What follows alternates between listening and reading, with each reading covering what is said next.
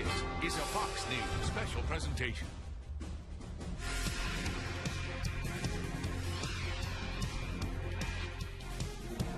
I'm Shepard Smith, live at Hofstra University, and this is the Fox Broadcast Network's special coverage of the first presidential debate of 2016. Certainly a historic night here in Hempstead on Long Island, New York, just outside Manhattan. The first face-to-face showdown between Hillary Clinton and Donald Trump. It's also the first time a woman will be on a presidential debate stage as a major party nominee, and it's Donald Trump's first one-on-one debate against anybody. During the primaries, there were so many people on stage that he could sometimes just hang back and let the other candidates go at it. Not tonight. Tonight, all eyes on Hillary Clinton and Donald Trump. Trump's campaign manager says she's not worried at all. Just yesterday, she called him the Babe Ruth of debating. This face-off comes as polls show the race is getting closer. Surveys show it's basically tied in some of the crucial battleground states that really could decide this election. Polls show most Americans say they do not like either candidate, most of them. The nominees will have a chance to try to change some minds tonight. A recent Wall Street Journal poll showed more than one-third of all voters say the debates will be very important in helping them make up their minds. And analysts are predicting 100 million people may be watching with you tonight. That's almost as many as the past few Super Bowls. In fact, the New York Post is reporting that some bars in the city of New York are showing the debate on television instead of Monday Night Football. Of course, other bar owners say they're sticking with the games for safety reasons. They feel like football might cause fewer fights than presidential politics, and they may be right. Shannon Bream live with us tonight. Shannon, I mentioned those polls showing the race really is closer.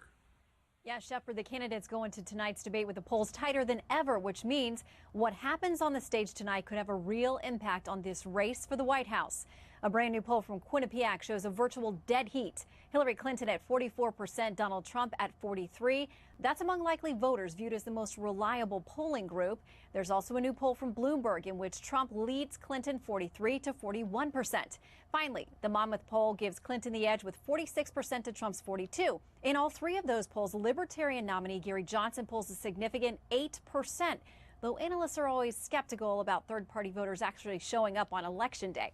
As for tonight's guests, Trump will have several family members, including his children and their spouses, along with a Benghazi survivor, Gold Star mother, Generals Mike Flynn and Keith Kellogg, and Bruce Lavelle, who heads up Trump's diversity coalition.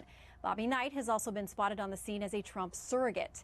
There has been a lot of talk, as you know, about Dallas Mavericks owner Mark Cuban attending tonight as a guest of Mrs. Clinton. She'll also have 4 women, including a 9/11 survivor, a single mother who suffered domestic violence, a disability advocate, and a woman, get this, who became pen pals with Clinton when she was just 8 years old, and Clinton was in the White House as First Lady. Her campaign says she's in the zone and feeling confident. Trump's team says he'll be bold tonight as he lays out his vision for America. Shep. Shannon, thank you. Of course, the Trump family and the Clinton family are in attendance tonight, and they're on the first row for a good view. Lester Holt of NBC Nightly News will be your moderator. They'll go 90 minutes uninterrupted by commercial breaks. So sit back and enjoy. We're glad you're with us tonight on Fox. Good evening from Hofstra University in Hempstead, New York. I'm Lester Holt, anchor of NBC Nightly News. I want to welcome you to the first presidential debate.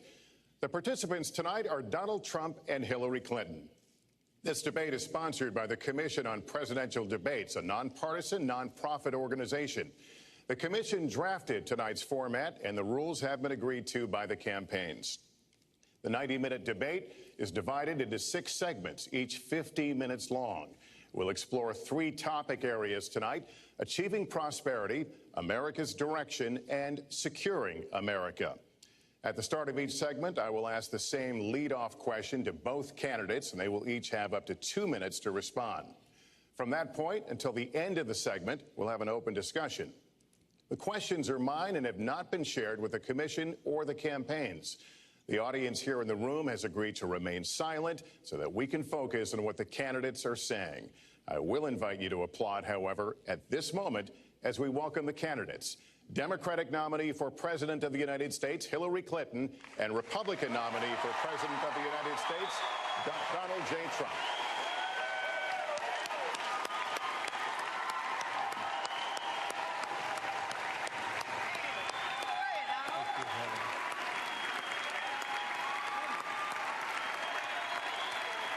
Jay. Good luck to you. Mr. Trump, good luck to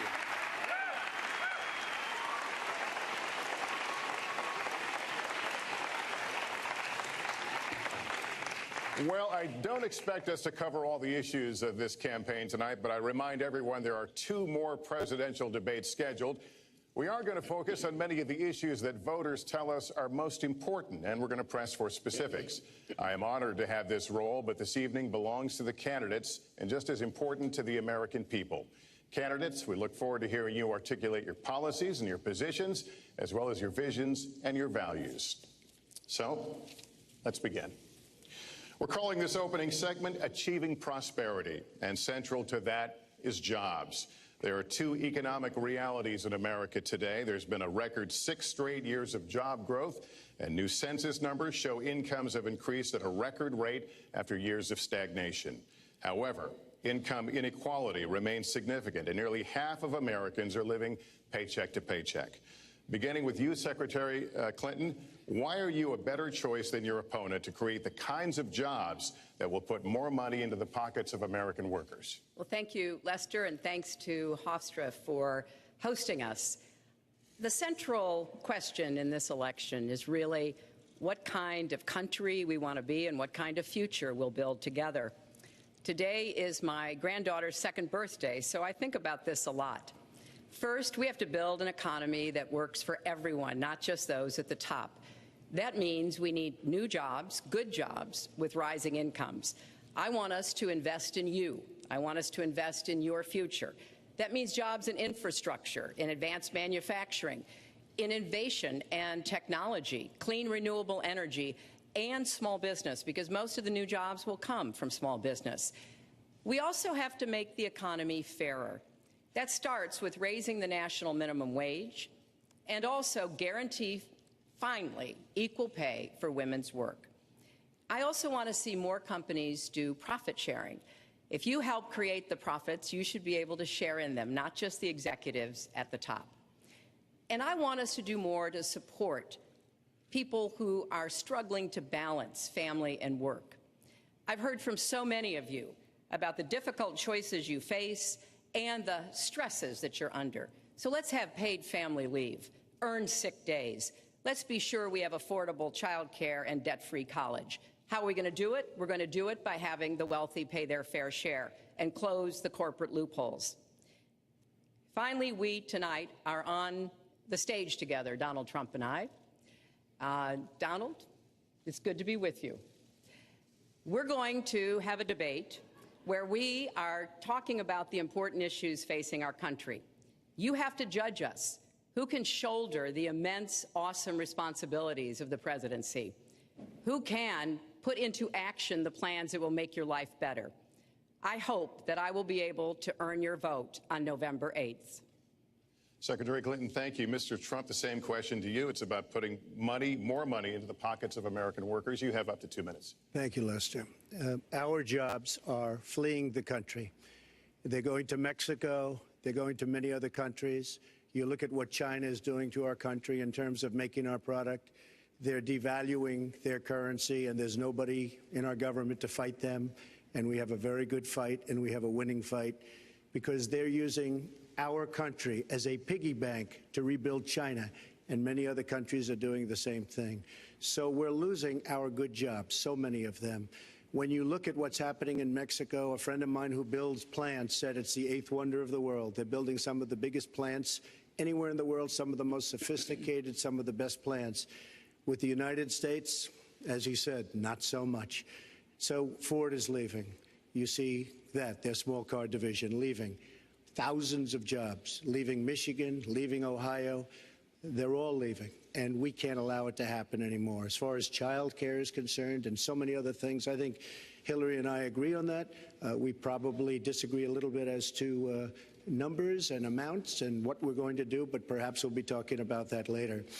But we have to stop our jobs from being stolen from us. We have to stop our companies from leaving the United States, and with it, firing all of their people. All you have to do is take a look at Carrier Air Conditioning in Indianapolis. They left, fired 1,400 people. They're going to Mexico. So many, hundreds and hundreds of companies are doing this. We cannot let it happen. Under my plan, I'll be reducing taxes tremendously, from 35% to 15% for companies, small and big businesses. That's going to be a job creator like we haven't seen since Ronald Reagan. It's going to be a beautiful thing to watch. Companies will come, they will build, they will expand, new companies will start, and I look very, very much forward to doing it. We have to renegotiate our trade deals, and we have to stop these countries from stealing our companies and our jobs. Secretary Clinton, would you like to respond? Well, I think that trade is an important issue. Of course, we are 5% of the world's population. We have to trade with the other 95%. And we need to have smart, fair trade deals.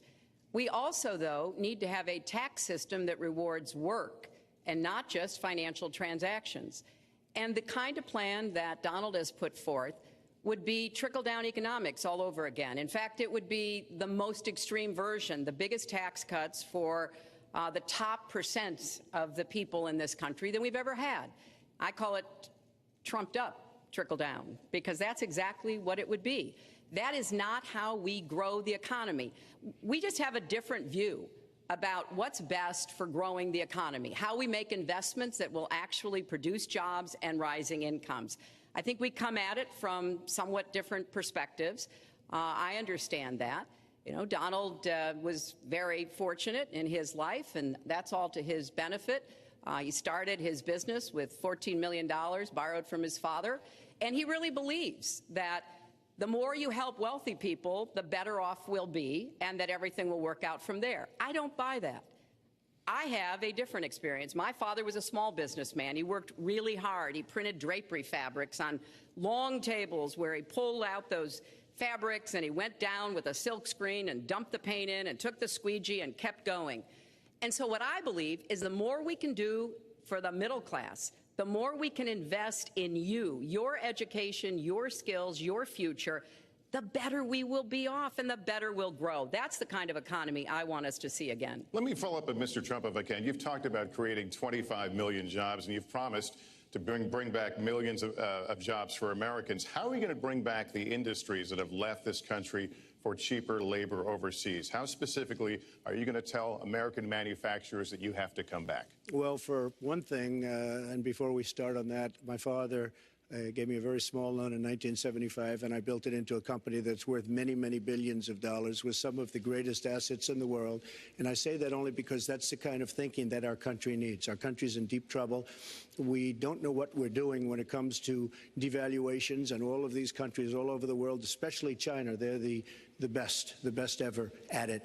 What they're doing to us is a very, very sad thing. So we have to do that. We have to renegotiate our trade deals. And Lester, they're taking our jobs, they're giving incentives, they're doing things that, frankly, we don't do.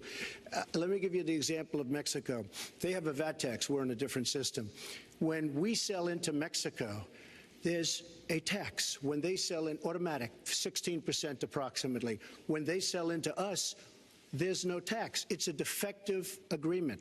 It's been defective for a long time, many years, but the politicians haven't done anything about it. Now, in all fairness to Secretary Clinton, yes, is that okay? Good. I want you to be very happy. It's very important to me.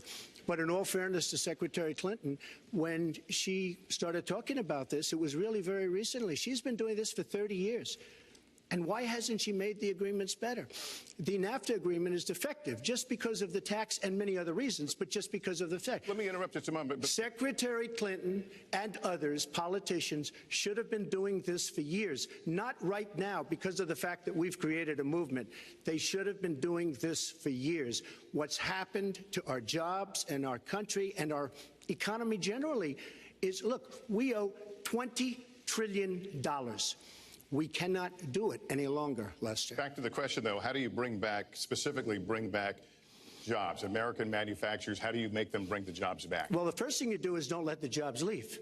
The companies are leaving. I could name, there are thousands of them. They're leaving, and they're leaving in bigger numbers than ever.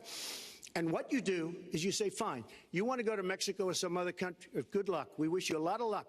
But if you think you're going to make your air conditioners or your cars or your cookies or whatever you make, and bring them into our country without a tax, you're wrong. And once you say you're going to have to tax them coming in, and our politicians never do this, because they have special interests, and the special interests want those companies to leave, because in many cases they own the companies. So what I'm saying is we can stop them from leaving. We have to stop them from leaving, and that's a big, big factor. Let me let Secretary Clinton get there. Let's stop for a second and remember where we were 8 years ago. We had the worst financial crisis, the Great Recession, the worst since the 1930s. That was in large part because of tax policies that slashed taxes on the wealthy, failed to invest in the middle class, took their eyes off of Wall Street, and created a perfect storm. In fact, Donald was one of the people who rooted for the housing crisis. He said back in 2006, gee, I hope it does collapse because then I can go in and buy some and make some money. Well, it did collapse. That's called business, by the way. 9 million people lost their jobs, 5 million people lost their homes, and $13 trillion in family wealth was wiped out. Now, we have come back from that abyss, and it has not been easy. So we're now on the precipice of having a potentially much better economy, but the last thing we need to do is to go back to the policies that failed us in the first place. Independent experts have looked at what I've proposed and looked at what Donald's proposed, and basically they've said this, that if his tax plan, which would blow up the debt by over $5 trillion and would, in some instances, disadvantage middle-class families compared to the wealthy, were to go into effect, we would lose 3.5 million jobs and maybe have another recession. They've looked at my plans and they've said, okay, if we can do this, and I intend to get it done, we will have 10 million more new jobs because we will be making investments where we can grow the economy. Take clean energy. Some country is going to be the clean energy superpower of the 21st century. Donald thinks that climate change is a hoax perpetrated by the Chinese. I think it's real. I did not. Science is real. I do not say that. And I think it's important that we grip this and deal with it, both at home and abroad. And here's what we can do. We can deploy 500 million more solar panels. We can have enough clean energy to power every home. We can build a new modern electric grid. That's a lot of jobs. That's a lot of new economic activity. So I've tried to be very specific about what we can and should do, and I am determined that we're going to get the economy really moving again, building on the progress we've made over the last 8 years, but never going back to what got us in trouble in the first place. Mr. Trump. She talks about solar panels. We invested in a solar company, our country. That was a disaster. They lost plenty of money on that one. Now, look, I'm a great believer in all forms of energy, but we're putting a lot of people out of work. Our energy policies are a disaster. Our country is losing so much in terms of energy, in terms of paying off our debt. You can't do what you're looking to do with $20 trillion in debt. The Obama administration, from the time they've come in, is over 230 years worth of debt, and he's topped it. He's doubled it in a course of almost 8 years, 7.5 years to be semi-exact. So I will tell you this. We have to do a much better job at keeping our jobs, and we have to do a much better job at giving companies incentive to build new companies or to expand, because they're not doing it. And all you have to do is look at Michigan and look at Ohio and look at all of these places where so many of their jobs and their companies are just leaving. They're gone. And Hillary, I just ask you this. You've been doing this for 30 years. Why are you just thinking about these solutions right now? For 30 years you've been doing it, and now you're just starting to think of solutions. Well, actually, I will bring back jobs. You can't bring back jobs. Well, actually, I have thought about this quite a bit. Yeah, for 30 and years. I have, well, not quite that long. I think my husband did a pretty good job in the 1990s. I think a lot about what worked and how we can make it work again. Well, he approved 3 million NAFTA. New jobs, He approved a balanced NAFTA, budget, which is the single worst trade deal ever approved.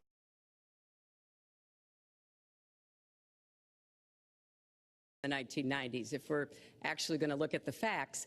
When I was in the Senate, I had a number of trade deals that came before me, and I held them all to the same test. Will they create jobs in America? Will they raise incomes in America? And are they good for our national security? Some of them I voted for. The biggest one, a multinational one known as CAFTA, I voted against. And because I hold the same standards as I look at all of these trade deals. But let's not assume that trade is the only challenge we have in the economy. I think it is a part of it, and I've said what I'm going to do. I'm going to have a special prosecutor. We're going to enforce the trade deals we have, and we're going to hold people accountable. When I was Secretary of State, we actually increased American exports globally 30%. We increased them to China 50%. So I know how to really work to get new jobs and to get exports that help to create more new jobs. Well, you haven't done it in 30 years or 26 years. Well, any number you I've want to been do. a senator, You Donald, haven't done it. And you haven't I done have it. been a And Secretary of State, and I have Your done husband signed a lot. NAFTA, which was one of the worst things that ever happened Well, to the that's your manufacturing opinion. industry. That is your You go opinion. to New England, you go to Ohio, Pennsylvania, you go anywhere you want, Secretary Clinton, and you will see devastation where manufacturing is down 30, 40, sometimes 50%. NAFTA is the worst trade deal maybe ever signed anywhere, but certainly ever signed in this country. And now you want to approve Trans-Pacific Partnership. You were totally in favor of it. Then you heard what I was saying, how bad it is, and you said, I can't win that debate. But you know that if you did win, you would approve that, and that will be almost as bad as NAFTA. Nothing will ever top NAFTA. That is just not accurate. I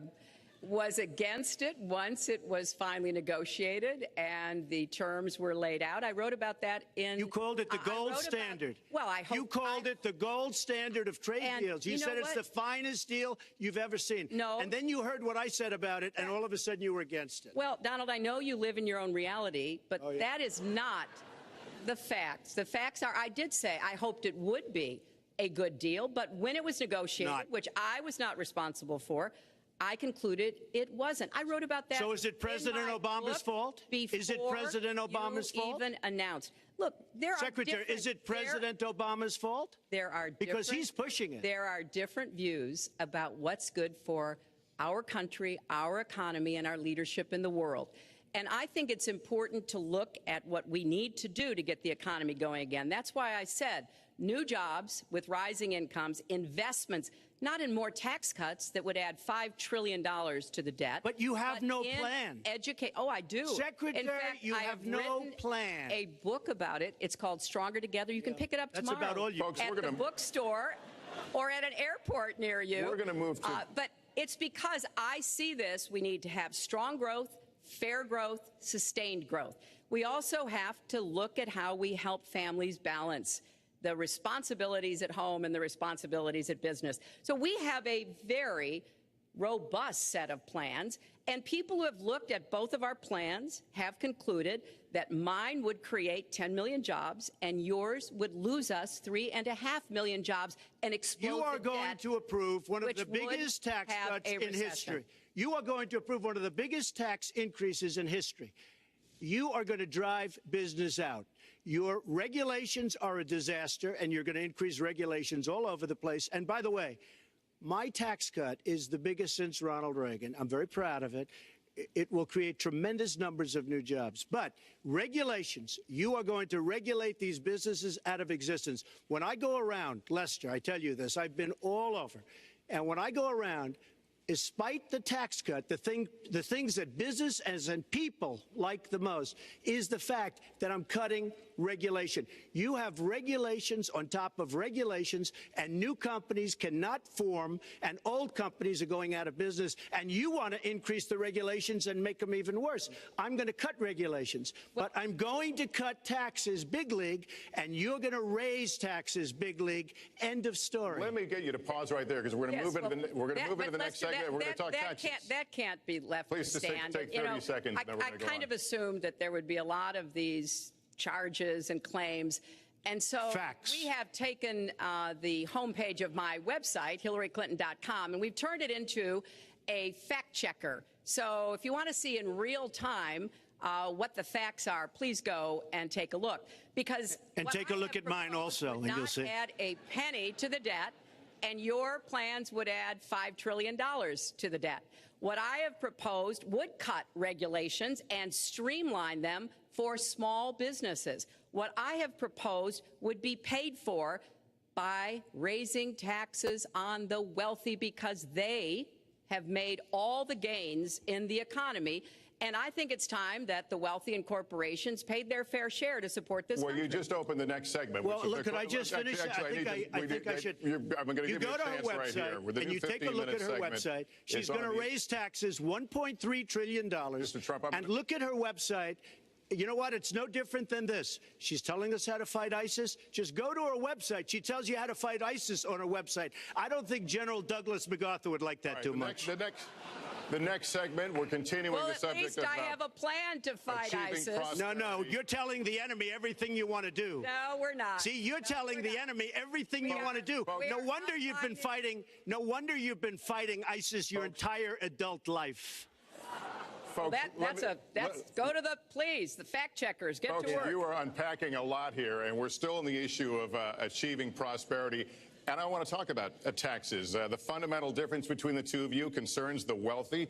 Secretary Clinton, you're calling for a tax increase in the wealthiest Americans. I'd like you to further defend that. And Mr. Trump, you're calling for tax cuts for the wealthy. I'd like you to defend that. And this next 2-minute answer goes to you, Mr. Trump. Well, I'm really calling for major jobs because the wealthy are going to create tremendous jobs. They're going to expand their companies. They're going to do a tremendous job. I'm getting rid of the carried interest provision. And if you really look, it's not a tax. It's really not a great thing for the wealthy. It's a great thing for the middle class. It's a great thing for companies to expand.